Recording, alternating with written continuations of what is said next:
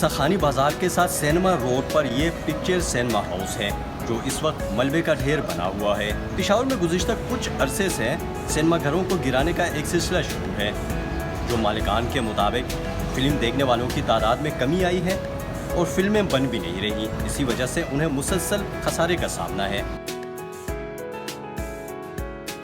ये जो cinema picture house अभी ये ख़त्म हो रहा है, ख़त्म होने की वजह ये है कि फिल्में अच्छी नहीं बन रही और लोगों का आना जाना कम हो गया है। और इसके अलावा आगे चौक में है, खैबर बाजार चौक में अभी वो ऑन है, तो सलमा रोड में सलमा ख़त्म हो गई है। यहाँ पे 3 सलमें थी, एक पिक्चर हाउस ये जो अभी ख़त्म हो रही है ये वाली है। इसके जो इससे आगे थी नवल्टी सलमा थी, वो 10 साल पहले ख़त्म हुई है। 2 सलमें इससे पहले ख़त्म हो चुकी है सलमा रोड पे, ये आखिरी सलमा थी।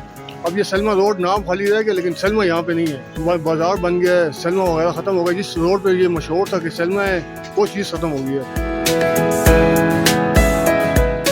पहले तो बहुत हजूम होता था, बहुत रश होती थी, लोगों का आना जाना बहुत था। अभी जो है ये चीज़ लोगों का रुझान ख़त्म हो गया है, मोबाइलें आ गई हैं लोगों के पास।